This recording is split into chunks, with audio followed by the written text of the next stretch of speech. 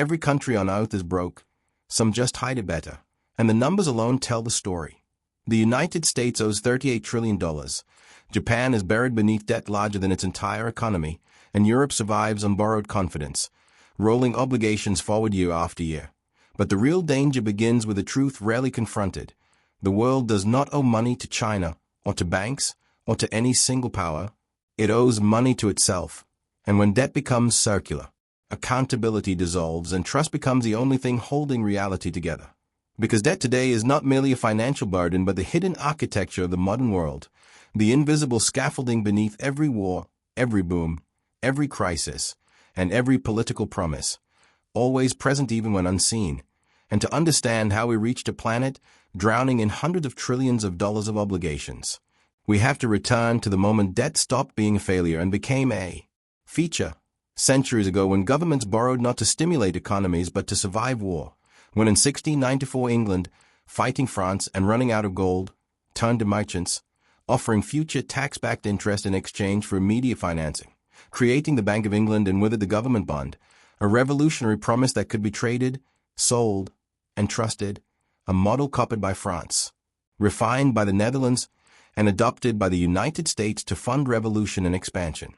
transforming debt from a sign of weakness into proof of credibility, shifting power from conquered land to balance sheets, and over time expanding into a global system where every country owes, every bank lends, and every citizen becomes both debtor and creditor through taxes, pensions, and savings, trapped in a closed loop where America largely owes money to itself, issuing bonds bought by its own institutions and recycled by its own central bank, a pattern mirrored globally as nations lend to one another in an endless chain of promises, a planetary game where confidence replaces settlement and the only rule is that no one leaves the table, a system enforced not by voters but by markets, where pension funds, hedge funds, sovereign wealth funds, and central banks decide who survives when belief falters, manufacturing money by transforming liabilities into assets until every currency unit carries an invisible IOU, sustained not by repayment but by refinancing, as history has shown in Greece, Argentina, Sri Lanka, and countless other collapses,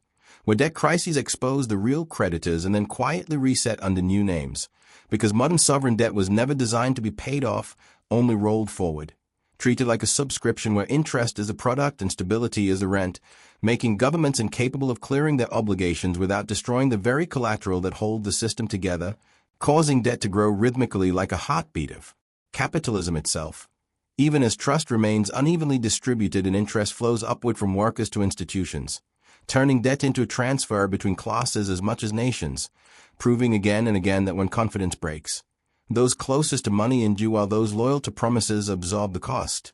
revealing the true illusion not as the existence of debt but the belief that it can expand forever without consequence, because history does not reward faith in permanence, it rewards alignment with cycles, and the world has never promised stability, only change, leaving the real question not whether confidence will be tested, it always is, but whether you will still be standing when belief finally gives way.